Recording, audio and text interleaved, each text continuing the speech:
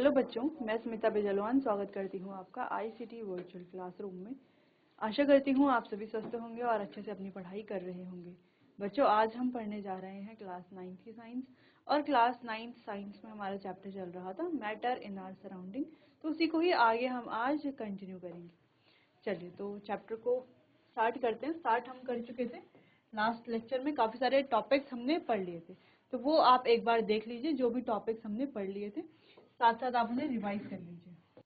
चलिए, तो last lecture में हम स्केल ऑफ मेजरमेंट के बारे में पढ़ रहे थे, है ना, कि कैसे हम जो है मेजरमेंट के जो 3 स्केल हैं, कौन कौन से, सेल्सियस, केल्विन और फ़ारेनहाइट। तो चलो, तो फॉर्मूलाज हम देख रहे थे केल्विन स्केल पे। अगर आपको टेम्परेचर दिया हुआ है सेल्सियस में, है ना, मान लो आपको टेम्परेचर दिया हुआ है किसमें, टेम्परेचर दिया हुआ है आपको डिग्री सेल्सियस में, ठीक है, आपको दिया हुआ है 0 डिग्री सेल्सियस, और कहा जा रहा है आप इसको कन्वर्ट करो केल्विन में। तो आप केल्विन में से कैसे कन्वर्ट करोगे, आपको क्या करना है, इसके साथ ऐड करना है, कर लेना है 273.16, ठीक है, ये आपको इसके साथ ऐड कर लेना है, फिर आप केल्विन में टेम्परेचर कन्वर्ट कर लोगे। अगर आपको 0 की जगह पर 10 दिया हुआ है, 20 दिया हुआ है, या कितना भी डिग्री सेल्सियस दिया है, उसको केल्विन में कन्वर्ट करने के लिए आपको उसका 273.16 ऐड करना है, ठीक है। चलो, अगर आपको केल्विन में टेम्परेचर दिया है, मान लो आपको दिया है 273, ठीक है, मान लो ये आपको टेम्परेचर दिया है, और कहा जा रहा है कि इसको आपको जो है डिग्री सेल्सियस में कन्वर्ट करना है। तो आप कैसे करोगे, आप करोगे यहाँ पे -273.16, यानी कि 273.16 को आप इससे माइनस कर लोगे, तो आपको जो है डिग्री सेल्सियस में टेम्परेचर मिल जाएगा। हो सकता है यहाँ पर जो 500 केल्विन हो, 500 केल्विन में से आप जो है 273.16 माइनस करोगे, जो भी आएगा वो आपका डिग्री सेल्सियस का टेम्परेचर, यानी कि वो आपका टेम्परेचर होगा सेल्सियस में, ठीक है। चलो, और अगर फ़ारेनहाइट में टेम्परेचर आपको निकालना है और सेल्सियस में आपको टेम्परेचर दिया हुआ है, मान लो आपको टेम्परेचर दिया हुआ है 0 डिग्री सेल्सियस, ठीक है, इसको आपको कन्वर्ट करना है फ़ारेनहाइट में। तो आप क्या करोगे, इसके लिए फॉर्मूला है 9/5 डिग्री सेल्सियस प्लस 32, तो ये आप रखोगे। अगर 0 डिग्री सेल्सियस है तो 9/5 इंटू 0 कर दोगे प्लस 32, यानी कितना आ गया 32 फ़ारेनहाइट, ठीक है। जैसे कि हमने यहाँ पर निकाला भी है, तो 0 डिग्री सेल्सियस, यहाँ पर देखो केल्विन में क्या है, 0 डिग्री सेल्सियस क्या है 273 केल्विन, और फ़ारेनहाइट में क्या है 32 डिग्री फ़ारेनहाइट, ठीक है, क्लियर है। और अगर आपको केल्विन में टेम्परेचर दिया हो और आपको फ़ारेनहाइट में निकालना हो, तो आप कैसे करोगे, देखो अगर केल्विन में टेम्परेचर दिया है तो केल्विन को कन्वर्ट कर लो डिग्री सेल्सियस में, ठीक है, फिर डिग्री सेल्सियस को कन्वर्ट कर लो फ़ारेनहाइट में, तो आसानी से आप कर लोगे। क्लियर है इतना, चलो सिंपल है। और अगर आपको फ़ारेनहाइट में टेम्परेचर दिया है और आपको सेल्सियस में कन्वर्ट करना है, ठीक है, फ़ारेनहाइट में दिया है, तो आप क्या करोगे, देखो 9/5 को ले जाओगे इधर फ़ारेनहाइट के साथ, और 32 को भी ले जाओगे इधर की तरफ, यहाँ सिर्फ सेल्सियस बच जाएगा, और आप सेल्सियस की वैल्यू आसानी से निकाल लोगे। क्लियर है इतना, चलो, तो ये तो आप कर लोगे आसानी से,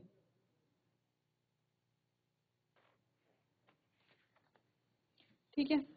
चलो, तो ये आपको फॉर्मूले नोट कर लेने हैं तीनों, नोट कीजिए इसे। चलो, तो नोट कर लिया है। तो क्वेश्चन है, यहाँ पर एक क्वेश्चन भी है, ये हम खुद खुद से करना है। The room temperature on Celsius scale is, यानी कि टेम्परेचर दिया हुआ है हमें 20 degree Celsius, convert it to other 2 scales of measurement.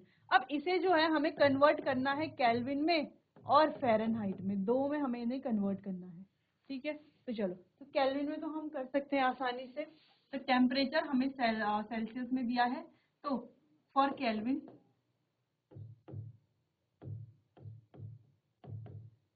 For kelvin scale, kelvin scale में कन्वर्ट करने के लिए हम क्या करेंगे, यहाँ पर 20 डिग्री सेल्सियस दिया हुआ है, 20 के साथ प्लस कर लेंगे 273 को,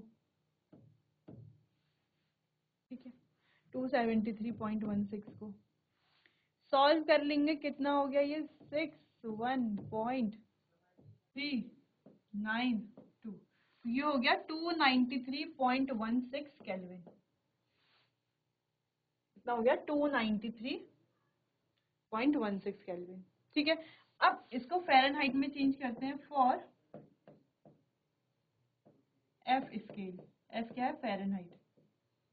तो फॉर्मूला क्या है? फॉर्मूला है 9/5 degree Celsius plus 32। Value put करेंगे तो क्या है? 9/5 डिग्री सेल्सियस कितना है? 20, 32। सॉल्व कर लेंगे। 5 4 ज़ा 20, 4 9 ज़ा 36 प्लस 32, 68 फ़ारेनहाइट, 68 डिग्री फ़ारेनहाइट। ठीक है, ठीक है, क्लियर है? तो ऐसे आपको और भी क्वेश्चंस देखने को मिलेंगे, तो ऐसे ही आपको सॉल्व करना है। ठीक है, चलो नोट करो इसको बच्चों। चलिए, तो क्लियर है इतना? तो 273.15। ठीक है, चलो तो 15 ये हो गया, सिंपल। चलो क्लियर है। अब आगे बढ़ते हैं नेक्स्ट टॉपिक की तरफ, जो कि है लेटेंट हीट। अब लेटेंट हीट क्या है, इसको थोड़ा समझते हैं। ठीक है, when a heat is given to a substance, its temperature increases। जब भी किसी भी सब्सटेंस को, किसी भी पदार्थ को हीट दी जाती है, तो हीट देने से होगा क्या? उसका टेम्परेचर जो है वो बढ़ जाएगा। बिल्कुल, temperature increases. However, when heat is supplied to change the physical state of substance, there is no increase in the temperature of a substance।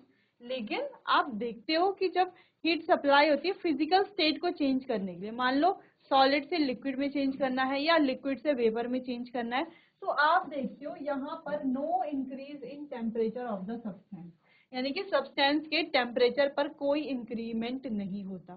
ठीक है, the heat energy which is used to break the force of attraction between the particles of matter is known as latent heat।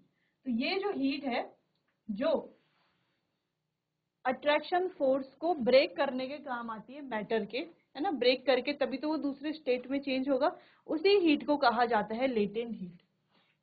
Since the heat is hidden, therefore it is called latent heat। अब देखो ये heat जो है वो hidden होती है, यानी कि छुपी हुई होती है, इसीलिए इसे लेटेंट हीट कहा जाता है। The supplied heat is called latent heat because this heat become hidden in the substance undergoing the change of state cannot detected by a thermometer। cannot detected by a thermometer। ठीक है, तो ये जो change है ये hidden रहता है, यानी कि छुपा हुआ रहता है, इसीलिए लेटेंट हीट इसको बोलते हैं। अब देखो जो हमने पढ़ा यहाँ पे उसका मतलब क्या है। देखो सबसे पहली चीज हमने ये पढ़ा कि कोई भी सब्सटेंस है, अगर उसको हीट दी जाएगी, हीट दी जाएगी तो उसका जो टेम्परेचर है वो बढ़ेगा। ऑब्वियसली हीट देंगे तो टेम्परेचर बढ़ेगा। लेकिन जब बात आती है एक स्टेट के दूसरे स्टेट में चेंज होने की, यानी कि फ्यूजन जब होता है, ठीक है, यानी कि अगर हम कहें कि आइस क्यूब है, का टेम्परेचर है 0 डिग्री सेल्सियस, फ्रीज है ना ये। अब ये आइस क्यूब को पिघलने के लिए हम क्या करते हैं, इसमें देते हैं हीट। हीट देंगे तभी तो ये आइस क्यूब क्या होगा, पिघलेगा, है ना, बिना हीट के तो पिघलेगा नहीं। चलो तो हम इसमें हीट देते हैं ताकि इसके जो पार्टिकल्स हैं, हीट देने से क्या होगा, इसके जो पार्टिकल्स हैं उनके बीच की जो फोर्स ऑफ अट्रैक्शन है वो क्या हो जाए, ब्रेक हो जाए, टूट जाए। ठीक है, तो पार्टिकल्स के बीच की फोर्स ऑफ अट्रैक्शन जब ब्रेक होगी तभी तो जाकर के ये अपनी स्टेट बदलेगा, है ना। अभी सॉलिड स्टेट में है, तभी जाकर के लिक्विड स्टेट में चेंज होगा, है ना, फिर लिक्विड स्टेट से गैसेस स्टेट में चेंज होगा। अगर हीट कंटिन्यू हम दे रहे हैं और कंटिन्यू देंगे तो पार्टिकल्स मूव करेंगे, फोर्स ऑफ अट्रैक्शन ब्रेक होगा। ठीक है, तो चलो हुआ क्या यहाँ पर, ये बर्फ का टुकड़ा है, एक आइस क्यूब है, इसका टेम्परेचर है 0 डिग्री सेल्सियस। अब हमने इसको दी हीट।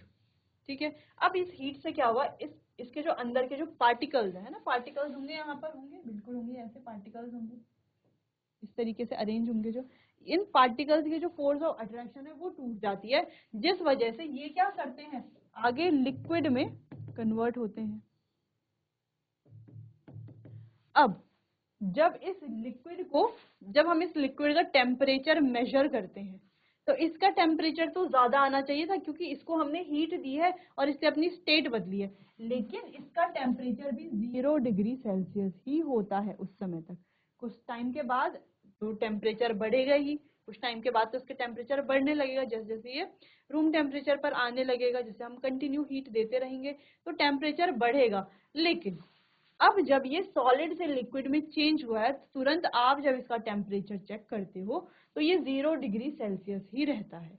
अब बात आती है, ये जो इतनी सारी हीट हमने यहाँ से दी इस स्टेट को इस स्टेट में चेंज करने के लिए, यानी कि सिंपली सॉलिड स्टेट को लिक्विड स्टेट में चेंज करने के लिए हमने इतनी सारी जो हीट दी, वो हीट गई कहाँ? तो वो हीट कहाँ गई? वो हीट पूरा लग गई इसको स्टेट में चेंज कराने के लिए, यानी कि वो हीट कहाँ गई? पूरी प्रोसेस में वो हीट लग गई। ठीक है, प्रोसेस में क्या हो गया? वो हीट पूरी प्रोसेस में लग गई, और क्या हो गई? वो हीट छुप गई, हिडन रह गई। इसीलिए इसे क्या कहा जाता है? लेटेंट हीट कहा जाता है।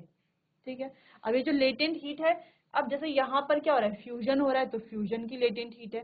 ठीक है, वेपराइजेशन होगा, माना बात इसको भी हम कंटिन्यू हीट दे रहे हैं, अब इसका टेम्परेचर कुछ टेम्परेचर है जो भी है, बॉयल होगा ये 100 डिग्री सेल्सियस पर, और ये जो भाप है बॉयल होने के बाद जो ये भाप बनाएगा, इस भाप का टेम्परेचर भी 100 डिग्री सेल्सियस है। हीट तो हम इतनी सारी दे रहे हैं, भाप का टेम्परेचर भी सेम ही आ रहा है ना, इसका टेम्परेचर भी सेम आ रहा है, तो ये है लेटेंट हीट ऑफ वेपराइजेशन। खैर इसको हम आगे देखेंगे, अभी फिलहाल आपको लेटेंट हीट को समझना जरूरी है कि क्यों ये हीट जो है वो हिडन रह जाती है। ठीक है, तो अब आप समझ भी गए होंगे, तो आपको ये नोट कर लेना है। चलो आगे बढ़ते हैं। नेक्स्ट है two types of latent heat, जैसे कि हमने बात की, एक है लेटेंट हीट ऑफ फ्यूजन और एक है latent heat of vaporisation. The amount of heat energy that is required to convert 1 kg of solid into liquid, यानी कि 1 kg सॉलिड को लिक्विड में कन्वर्ट करने के लिए जो amount of heat energy require होती है एटमॉस्फेरिक प्रेशर में, ठीक है, at atmospheric pressure at its melting point, उसके मेल्टिंग पॉइंट पर, is known as latent heat of fusion, उसी को ही लेटेंट हीट ऑफ फ्यूजन कहा जाता है। ठीक है, चलो अगला भी वेपराइजेशन भी सेम है। तो 1 kg लिक्विड को वेपर स्टेट में कन्वर्ट करने के लिए उसके बॉइलिंग पॉइंट पर बिना टेम्परेचर में राइज किए, यानी कि बिना टेम्परेचर में, टेम्परेचर को बढ़ाए हुए, उसे ही क्या कहा जाता है? लेटेंट हीट ऑफ वेपराइजेशन कहा जाता है। सिंपल है, तो दोनों डेफिनेशन क्या है? एक जैसी है, लगभग लगभग एक जैसी है, कुछ बीच में कुछ टर्म्स हैं वो आपको ध्यान रखने, जैसे यहाँ पे एटमॉस्फेरिक प्रेशर याद रखना है, यहाँ पर याद रखना है बॉइलिंग पॉइंट में और बिना टेम्परेचर में राइज किए हुए, ठीक है, बढ़ाए हुए, बिना बढ़े हुए टेम्परेचर के। ठीक, तो ये आपको दोनों में ध्यान रखना है। बाकी लेटेंट हीट तो आप समझ गए हो, है ना, वो जो प्रोसेस के दौरान जो हीट हो जाती है वो हीट हिडन रहती है और प्रोसेस के दौरान दी जाती है, मतलब वो हीट गई कहाँ? वो सारी हीट लग जाती है प्रोसेस में, तो वही लेटेंट हीट है। तो उसी का ही हम पढ़ रहे फ्यूजन के लिए और वेपराइजेशन के लेटेंट हीट। क्लियर है इतना? चलो इसको नोट कर लो आप। What produce more severe burn, boiling water और steam? चलो, तो जब हम वाटर को बॉईल करते हैं, ठीक है, तो आपने देखा होगा कि उससे भाप भी निकलती है ना? तो आपने नोटिस किया होगा जब आप हाथ वहां पर डालते हो तो आपका हाथ ज्यादा जलेगा किससे? है ना, ज्यादा सीवियर बर्न कौन कॉज करता है? स्टीम कॉज करती है या जो गर्म पानी है, बॉइलिंग वाटर है, वो कॉज करता है?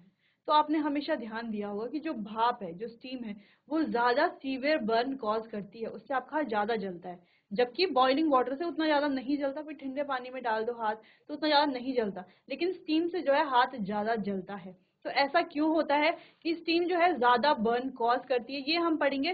पहले क्वेश्चन था कि कौन ज्यादा जो है बर्न प्रोड्यूस करता है, तो वो है स्टीम। क्लियर है, स्टीम करती है। ठीक है, क्यों करती है वो अब हम देखेंगे। देखो, steam has more energy than boiling water. अब देखो, स्टीम के पास ज्यादा एनर्जी है बॉइलिंग वाटर से। ठीक है, it possesses the additional latent heat of vaporization।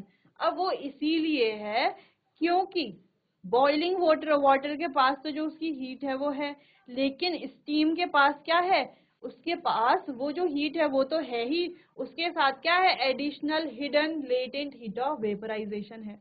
ठीक है, सो when steam falls on skin and condenses to produce water, it gives out more heat than boiling water.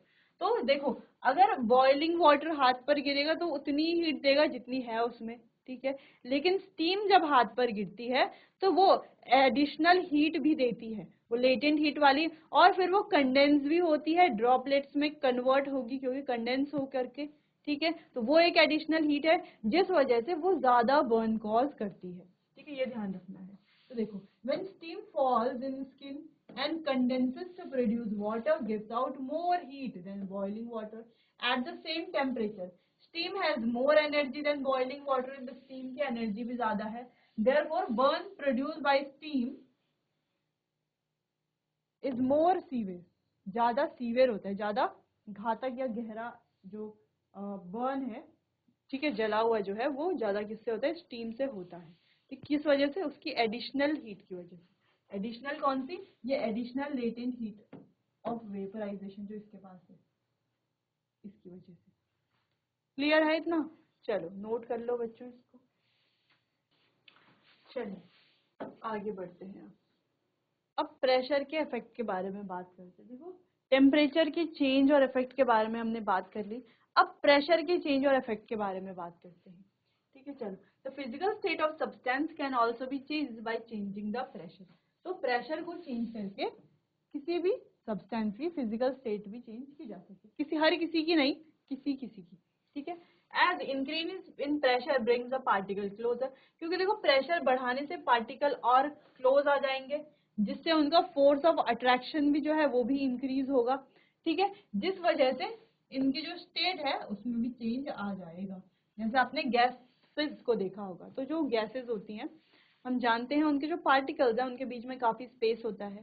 ठीक है, तो जब गैसेस को कंप्रेस किया जाता है, हाई प्रेशर पर, तो हाई प्रेशर पर जब हम उन्हें कंप्रेस करते हैं तो वो जो पार्टिकल्स दूर दूर थे वो पार्टिकल्स पास में आ जाते हैं, और पास में आकर के जो है वो अपनी स्टेट में चेंज कर लेते हैं, पास में आ जाएंगे, फोर्स ऑफ अट्रैक्शन बढ़ जाएगा, और आपने देखा होगा गैसियस स्टेट से वो लिक्विड स्टेट में चेंज हो जाते हैं।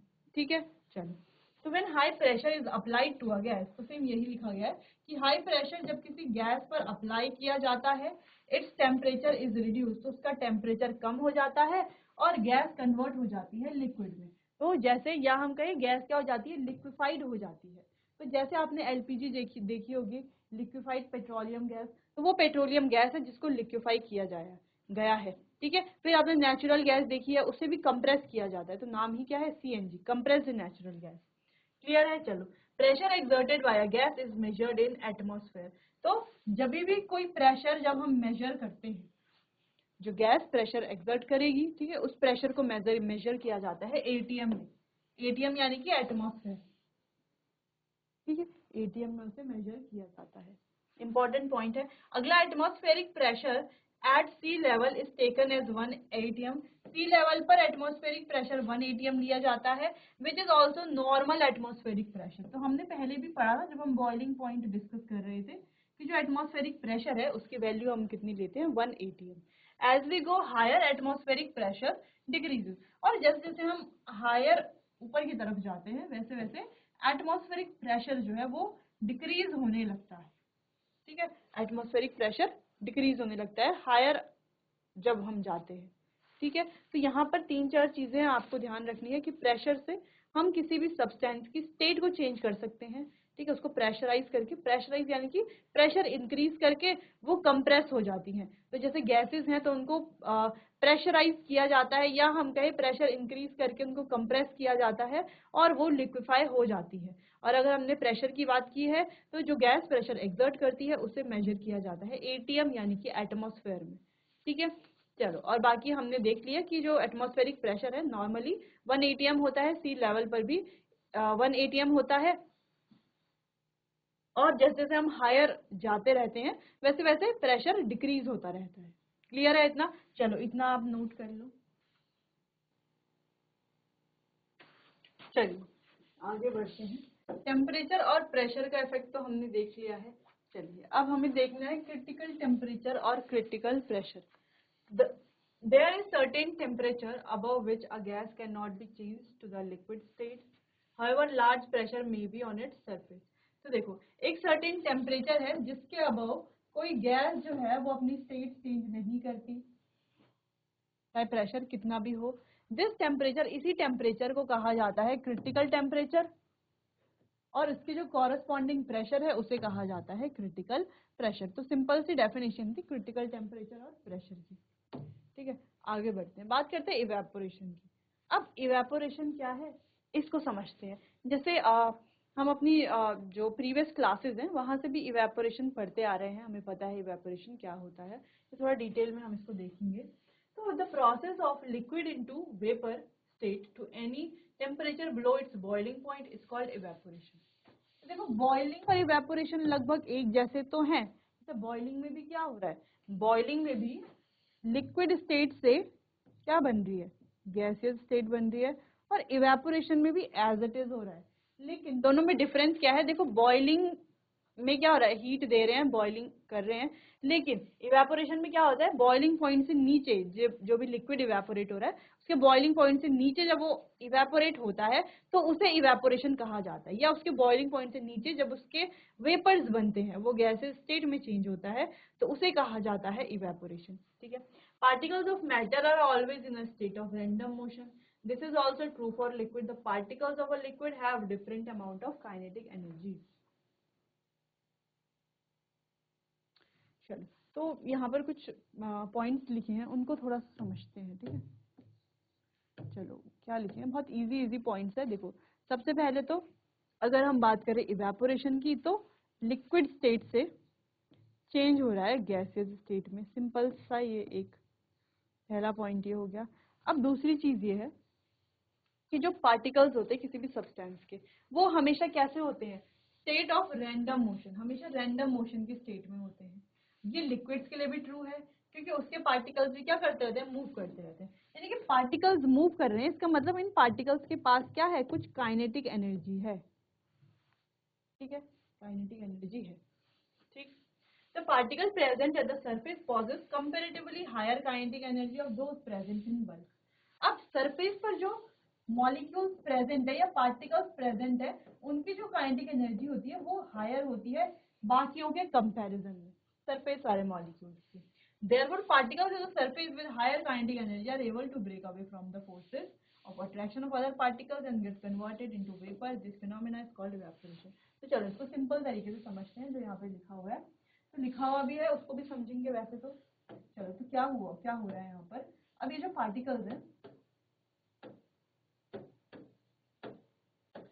पार्टिकल्स हैं, अब क्या होगा, धीरे धीरे जैसे देखो थोड़ा हीट सराउंडिंग से हीट ये एब्जॉर्ब करेंगे, लेकिन नीचे वाले पार्टिकल्स नहीं एब्जॉर्ब करेंगे। कौन से करेंगे, ये जो सरफेस वाले पार्टिकल्स हैं। ठीक है, मान लो ये सरफेस वाले पार्टिकल्स हैं, यही क्या करते हैं, हीट एब्जॉर्ब करते हैं, जिसकी वजह से थोड़ा बहुत काइनेटिक एनर्जी तो इनमें है, यानी मूव करने की एनर्जी तो है। अब इनकी काइनेटिक एनर्जी क्या हो जाती है, बढ़ जाती है। काइनेटिक एनर्जी की बढ़ने की वजह से ये पार्टिकल्स वाइब्रेट करना शुरू करेंगे, है ना, पहले भी हमने ये पढ़ा हुआ है। तो पार्टिकल्स क्या करेंगे, वाइब्रेट करना शुरू करेंगे। अब जैसे जैसे पार्टिकल वाइब्रेट करना शुरू कर रहे हैं, धीरे धीरे क्या होगा, ये जो ऊपर वाले पार्टिकल्स हैं, अब इनकी काइनेटिक एनर्जी इतनी ज्यादा बढ़ जाएगी कि ये नीचे वाले पार्टिकल से जुड़े हुए हैं ना, किससे जुड़े हुए हैं, एक फोर्स ऑफ अट्रैक्शन से जुड़े हुए हैं नीचे वाले पार्टिकल्स के साथ। ठीक है, अब जैसे जैसे काइनेटिक एनर्जी बढ़ेगी, पार्टिकल्स का वाइब्रेशन ज्यादा होगा, ज्यादा काइनेटिक एनर्जी जाएगी, जिस वजह से ये फोर्स ऑफ अट्रैक्शन यहाँ से क्या हो जाएगा, ब्रेक हो जाएगा। ठीक है, अब फोर्स ऑफ अट्रैक्शन ब्रेक हुआ, यानी कि इन पार्टिकल्स ने नीचे वाले पार्टिकल्स को अलग छोड़ दिया है, और खुद ये क्या हो जाते हैं, इवेपोरेट हो जाते हैं। फोर्स ऑफ अट्रैक्शन ब्रेक करके जाएंगे कहाँ, इवेपोरेट ये हो जाते हैं। ठीक है, तो हम सिंपली कह सकते हैं कि ये जो इवेपोरेशन है, ये क्या है, एक सरफेस फिनोमेना है।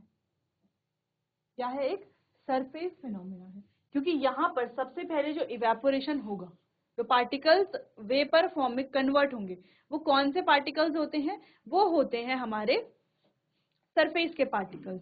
ठीक है, तो यही यहाँ पर कहा गया है, देखो surface with higher kinetic energy is able to break away from the force of attraction. तो ये हायर पार्टिकल जब इनकी काइनेटिक एनर्जी ज्यादा हो गई है तो फोर्स ऑफ अट्रैक्शन को तोड़ सकते हैं of other particles and get converted into vapour. दूसरे पार्टिकल्स के साथ जो फोर्स ऑफ अट्रैक्शन है उसे तोड़ करके वेपर में ये कन्वर्ट हो जाते हैं।